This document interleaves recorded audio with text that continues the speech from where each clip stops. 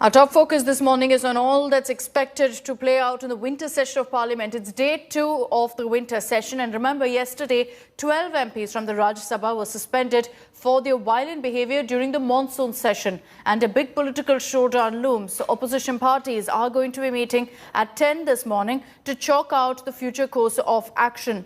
Now, the opposition has termed the suspension unfair and unjust. Suspended MPs have alleged that this was being done to ensure that the BJP enjoys a majority in the upper house. The government, on its part, has said that if suspended MPs seek an apology as per the rules, then a deliberation may be done. The suspension notice says that MPs showed utter disregard to the authority of the chair by persistently abusing the rules of the House. Moreover, the attacks on security personnel were also intentional. The suspended MPs include 2 Shiv Sena MPs, including Priyanka Chaturvedi. There are 6 Congress MPs and 4 CPM MPs named. Honorable members, I have great pleasure introducing the House. Leader of Opposition हमसे और माननीय पीयूष गोयल जी से बात किया, तब भी हम उनको कहा, आप सभी को ये कहिए, वो सदन में माफ़ी मांगे, रिग्रेट व्यक्त करें। अगर वो विषाद व्यक्त करते हैं तो हम मामला यही क्लोज करने के लिए, समाप्त करने के लिए हम तैयार हैं। 11th August 2021, monsoon session of Parliament.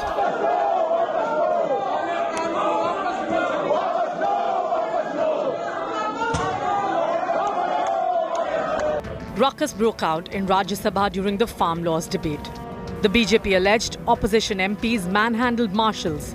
The opposition claimed marshals assaulted the protesting MPs. 3 months later, on the very first day of the winter session of Parliament, 12 MPs stand suspended for the ruckus in August. The penalised MPs include Priyanka Chaturvedi and Anil Desai of the Shiv Sena.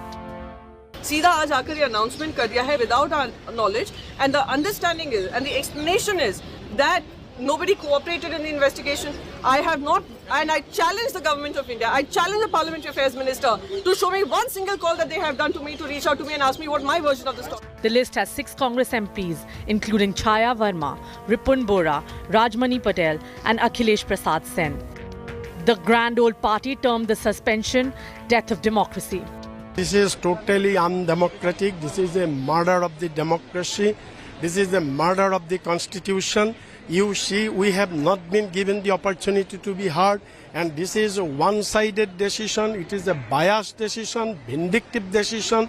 The opposition parties have not been consulted here. The suspension notice said the MPs showed utter disregard to the authority of the chair by persistently abusing the rules of the House. The notice also called the attack on marshals intentional and unprecedented act of misconduct and contempt. While the government stands by its decision calling it a new law, the opposition questions the timing of the suspension. हंगामा पिछले सत्र में हुआ था तभी suspend करना था। ये तो कहीं नियम में नहीं लिखा है कि एक सत्र में अगर हंगामा हो तो दूसरे सत्र में उसको सस्पेंड करें। मैंने अपने संसदीय जीवन में इस प्रकार की अराजकता और इस प्रकार का दृश्य नहीं देखा था, लेकिन चूंकि उसी दिन सदन स्थगित हो गया, तो कार्रवाई करना संभव नहीं था। तो ये बहुत स्वागत योग्य कदम है।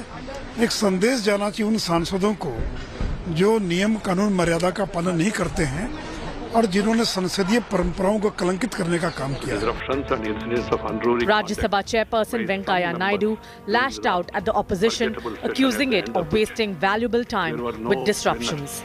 All the sections of this August House ended up losers and also the country.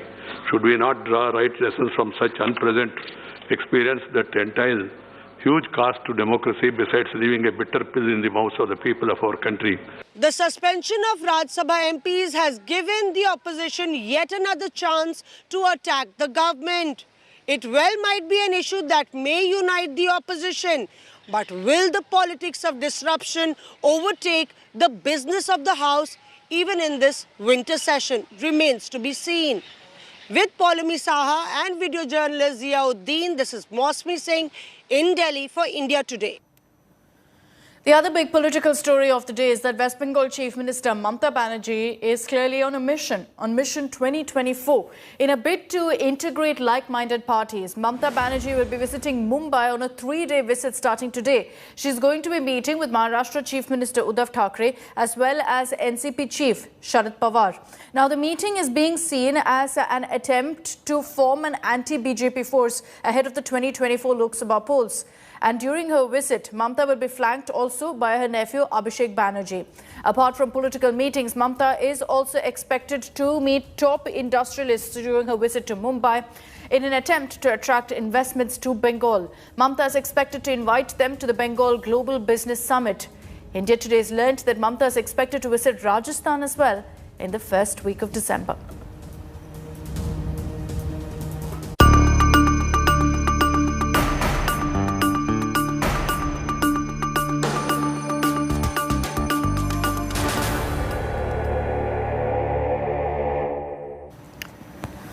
Now, as the threat of a newly mutated variant Omicron looms large over India, states are gearing up and chalking out a strategy to prevent the transmission of the same.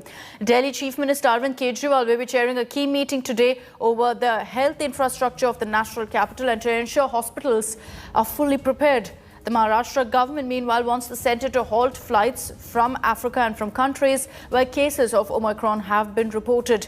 Concerns are mounting in Karnataka after one of the two people, in fact, who returned from South Africa tested positive at the Bengaluru airport and is clearly having a little different variant from the Delta variant, but the genome sequencing is still on to confirm which variant it is.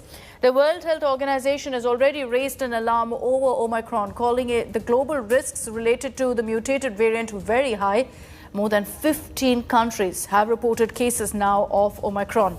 As of now, no cases have been reported in India, but we simply cannot afford to let our guard down after learning lessons from the deadly second wave.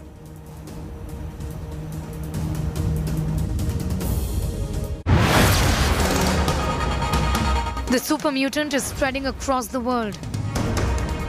Omicron, the new variant of coronavirus, is detected in over 15 countries, including South Africa, Botswana, Hong Kong, Canada, Belgium, the UK, Germany and Austria. The World Health Organization has warned the overall global risk from the new variant is very high. Japan and Israel have already shut their borders to foreigners, while India hasn't issued a blanket ban on international travel. It has imposed restrictions on passengers from at-risk nations. For passengers travelling to India from high-risk nations, a negative RT-PCR report before departure is compulsory. Passengers will undergo a second test upon arrival. Those who test positive will be shifted to care centres and their samples will undergo genome sequencing. Those who test negative will be in quarantine for 7 days. They must take a third test on the 8th day. Passengers travelling from other nations also need to show a negative RT-PCR report. 5% of these travellers will be tested randomly at the airports for COVID-19. There is no mandatory quarantine or further testing on them. At this moment, no, it's a matter of concern. Definitely it's a VOC, but there is no reason to panic. But we should be careful like any other threat. States like Maharashtra, Karnataka, Kerala and Madhya Pradesh have stepped up passenger screening efforts. The central government has asked states to prepare their healthcare infrastructure for any emergency. Experts warn that Omicron escape immunity and might be more transmissible. Vaccines and COVID-appropriate behavior are key to stopping Omicron, experts say. There is some concern because of the mutations in its genome and the changes in the amino acids in its spike protein that this variant may be able to partially evade immunity against infections due to past variants or partially reduce vaccine efficacy marginally against mild, moderate infections and transmission. While the government has announced several restrictions on foreign travellers, implementing them on the ground remains a challenge. With Milan Sharma, Bureau Report, India Today. And Omicron is slowly spreading its footprints across the world. Several cases being reported now from countries like Canada, the United Kingdom, Belgium, apart from, of course, the outbreak in South Africa. And the next big question is, are COVID vaccines working against this new variant? We explain that for you in our next report. Can COVID vaccines fight the new mutant Omicron? Or will vaccines lose their protection? The scientist community is debating the possibilities. The variant Omicron has more than 30 to 50 mutations on its spike protein, and scientists are concerned. In a single variant, we could notice that there are so many mutations has accumulated. So, and that's how that it has created as first interest and now a concern. Because, only the spike protein, which has the receptor binding domain RBD, that spike protein itself has almost 32 mutations. It's a cumulative mutations. But in one variant, appearance of so many mutations in one shot definitely triggers a panic button. Some go as far as to say that this could lead to decreased vaccine efficacy and immune escape.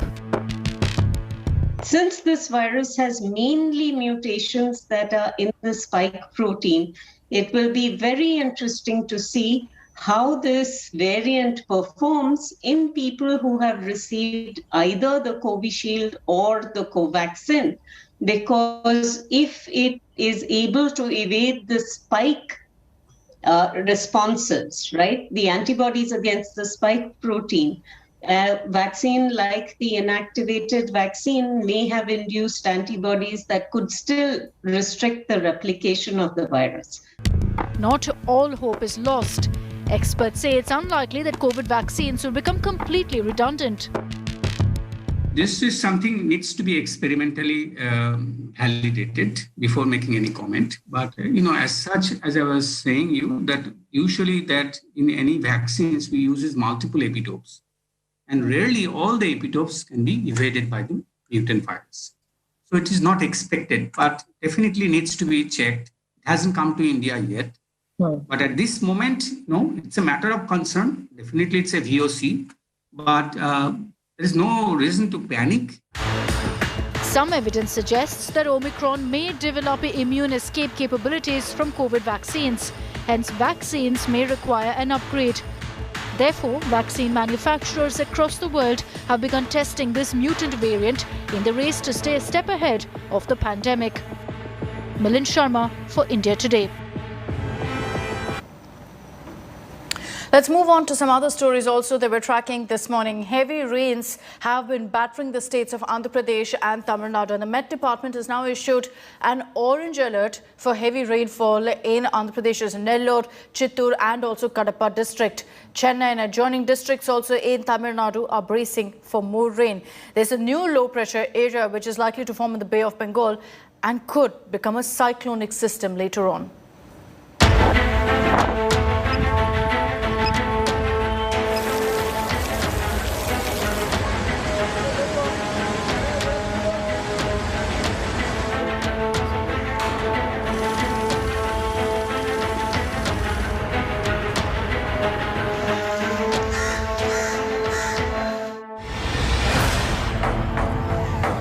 No respite for Tamil Nadu from deluge.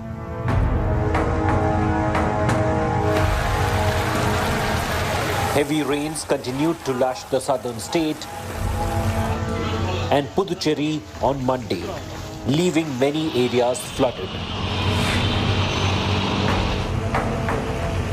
And now Chennai and adjoining districts are bracing for more rain. The Indian Met Department has predicted heavy rainfall in 19 districts, including Chennai, Theni, Dindigul, Nagapattinam, Kanchipuram, and Kanyakumari. Holiday has been declared in schools and colleges across 19 districts. அதுக்கப்புறம் ஒரு 3 நாள் gap இருந்துச்சு. நான் தான் போய் வாங்கிட்டு வரேன் sir. நான் தான் போய் சைக்கிளில் ஒரு வீட்டுக்கு வீடு வீடாக போயிட்டு கேட்டு வாங்கிட்டு வந்து கொடுக்குறேன். பிளாட்டுடைய ஆர்ம்ஸ் பிளாட்டுடைய செக்யூரிட்டி நான். Andhra Pradesh too is battling its worst deluge in recent years.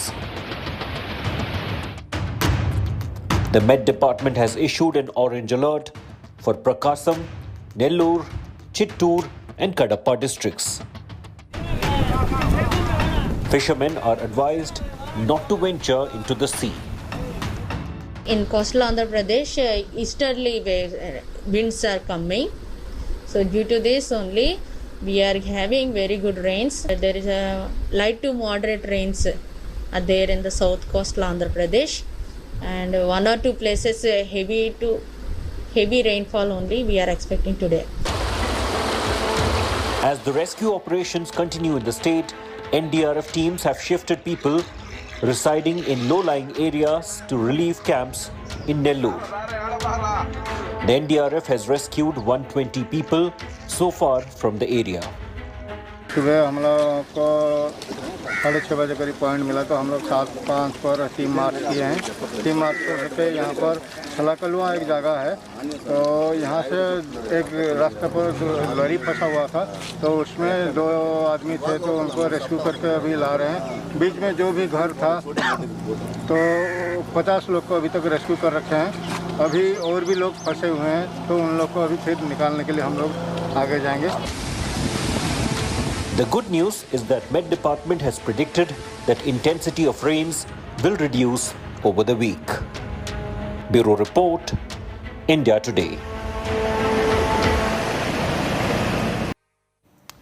Another Indian will be heading a global tech giant. IIT Bombay graduate Parag Agarwal becomes the new CEO of Twitter after Jack Dorsey resigned from the post. Here's more on Parag.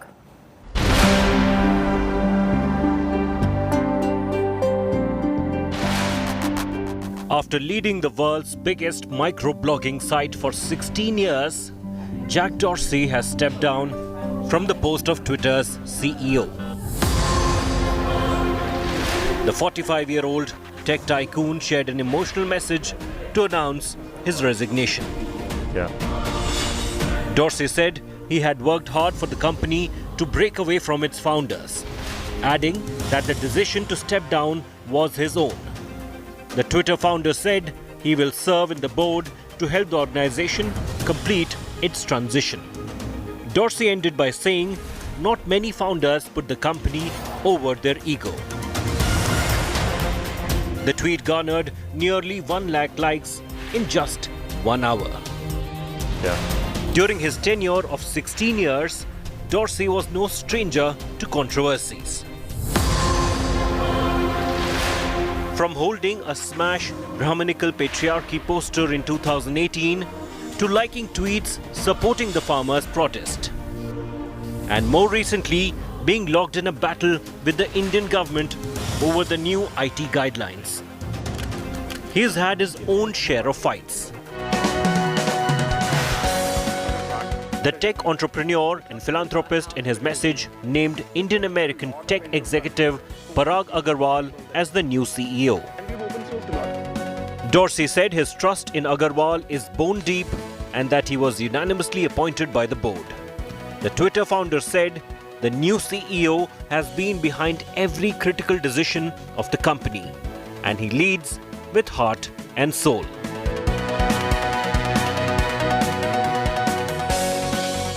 Agarwal took charge by thanking Dorsey for his continued friendship, mentorship, trust and partnership. In an email he wrote to the Twitter team, he highlighted that exciting opportunities lay ahead for the organization. Twitter's newest CEO is an IIT Bombay graduate and has been with the microblogging site for over a decade, overseeing machine learning and AI across Twitter. Just minutes after Parag Agarwal took over, controversy erupted over an old tweet which said, "If they do not make a distinction between Muslims and extremists, then why should I distinguish between white people and racists?"